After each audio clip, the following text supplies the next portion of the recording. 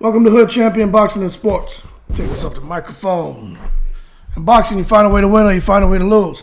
Manny Pacquiao, he does not need to come out of retirement and fight Terrence Crawford, Keith Thurman, Boots Ennis, Stanley Eunice, Virgil Ortiz, even Keith Thurman again, even Ugas again, the Crowley guy from up in Canada, Conor Benn, no one. Manny Pacquiao does not need to come out of retirement at age 44 and get in the ring with any of these guys. Point blank, period. And now you say, well, why are you saying that? Because Manny Pacquiao is calling out Terrence Crawford. He's calling out Errol Spence. And his reason for doing so, because Pacquiao said he's fought at 135, he's fought at 140, 147, he fought at 154. He fought all the top guys. He's fought his whole life. He's beaten champions. He's been a champion. And he wants to test these guys to see if they're really from that cloth. Well, look, Manny Pacquiao, if you're listening, right, there's no need to come out here to see if Errol Spence is from champion level cloth. If Terrence Crawford is from champion level cloth. Boots Ennis, look, he's not proven yet, but he passes the eye test. But I think it's safe to say, stay the hell away from Jerron Boots Ennis too. I believe that he will prove in 2023 that he's from champion level cloth. All right? Simple.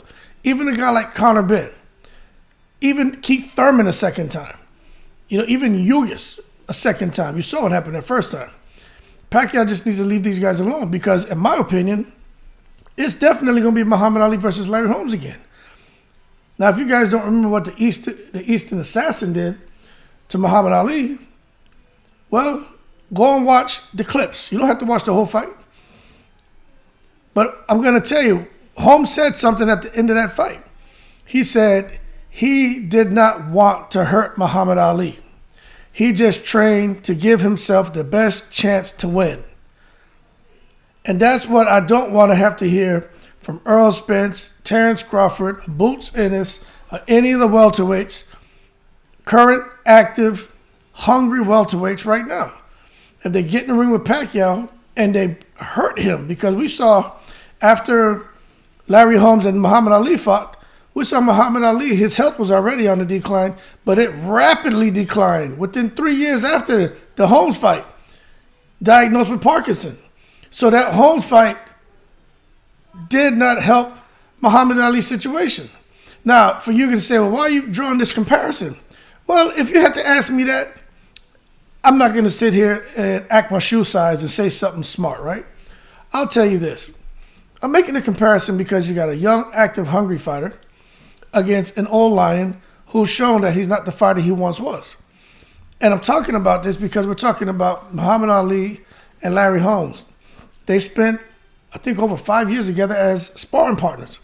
And during those camps, Larry Holmes was telling Muhammad Ali, look, man, you shouldn't be taking shots like that. You shouldn't get hit so much. Because what happened to Muhammad Ali later in his career, he would sit there and just get hit and absorb shots. When he was younger, he was able to block shots, he would avoid the punches, use his legs, move around the ring. But as he got older, he got in the habit of just taking shots and then trying to get his off. And he trained to be in shape to go 12 rounds, but to be able to absorb the punishment so that he can, hopefully win the fight just through a battle of attrition and being tough and durable. But Larry Holmes used to tell him in those sparring sessions, and Muhammad Ali would tell him, shut up or get out. So Muhammad Ali had got to a point where he didn't want to hear what anyone had to say, although he was taking a lot of hard shots. Remember, Ken Norton, Joe Frazier, George Foreman. Then what happened? And then the sparring session that you guys don't really hear about. And then what happened there with Larry Holmes. So I'm talking about that because we saw in Pacquiao's fight against Ugas, we saw in Pacquiao's fight against Thurman, and Pacquiao gets hit. We're not used to seeing Pacquiao get hit. We saw that Pacquiao, when he takes that right foot of his, steps outside his opponent's left foot, and he gets his head out of their punching, out of that lane for them to get their shots off, and Pacquiao tries to leap in with that left hand, that he is ineffective with it. He couldn't get his shots off. His feet weren't planted. It looked like he was throwing more arm punches than anything. And Pacquiao looked old. Now, what I mean by that is he looked fatigued. He looked tired. Against Keith Thurman, let me tell you, Pacquiao got his ass banged up really badly in that fight. But he had enough to get himself a decision. But you look at what happened in that fight with Ugas. Pacquiao, he couldn't get out of the way of shots. Ugas had a field day with him. So it doesn't make sense for Pacquiao, although he's feeling good. I mean, you can't come after doing an exhibition and think you're king of the mountain again. You did an exhibition. He just signed with Ryzen. He signed for another exhibition in 2023. He's like, I'm playing basketball. I'm still in the gym training.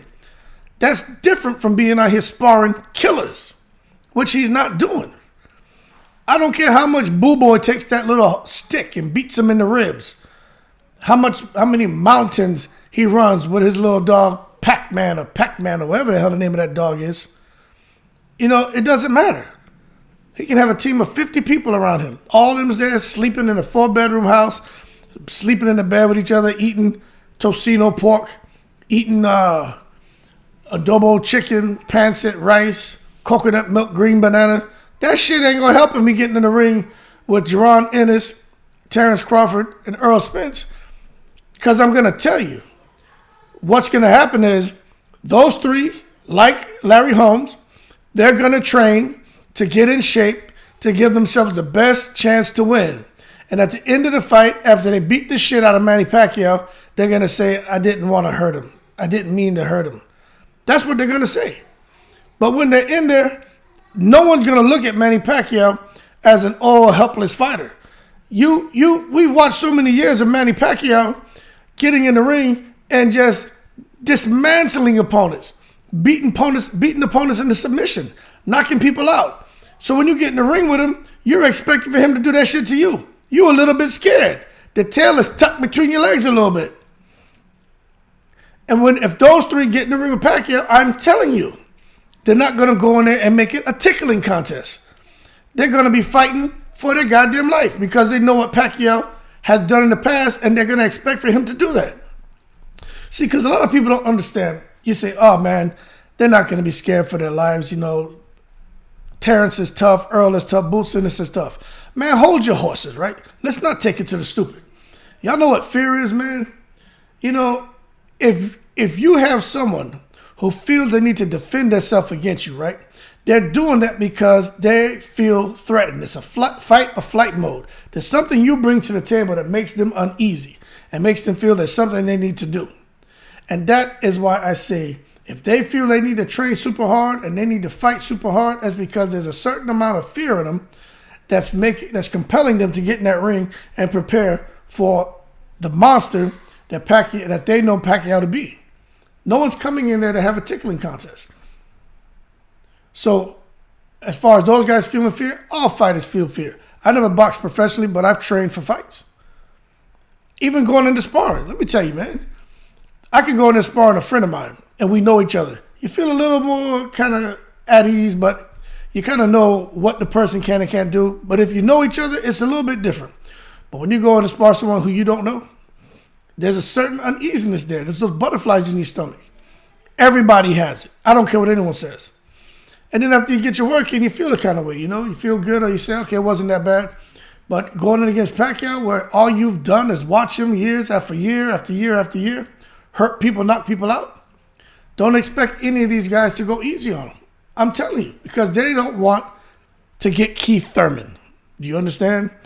They don't want Pacquiao, who still has unbelievable speed at his age, to catch those guys, especially a guy like Terrence Crawford or Earl Spence, who seem to be a little...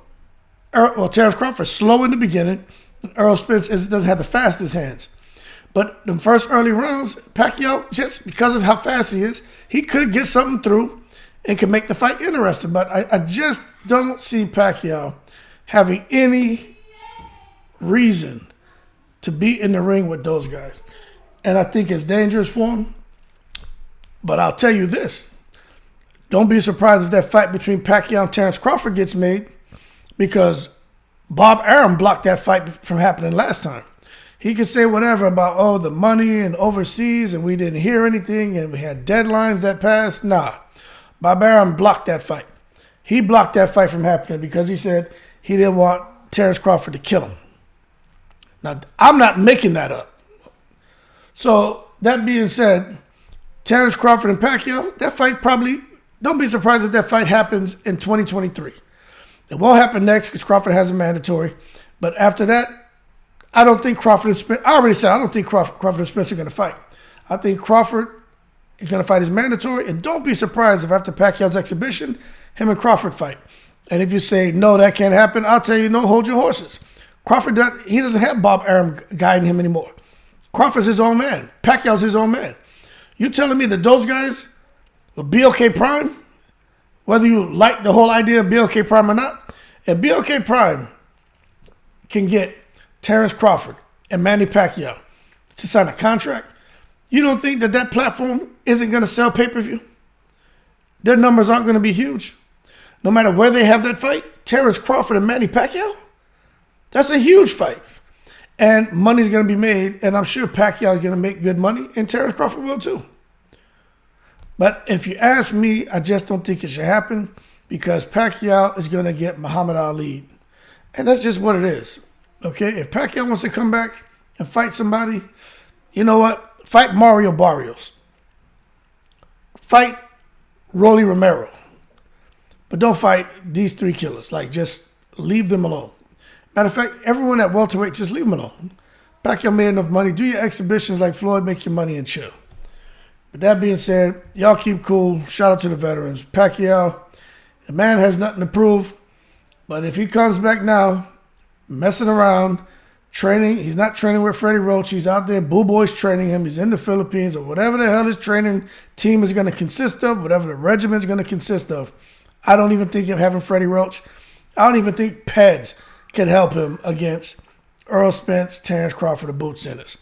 Pacquiao, we love you, but stay the hell away from these guys in these top elite fighters in the welterweight division before you get KO'd. That being said, y'all keep cool. I'm in the breeze.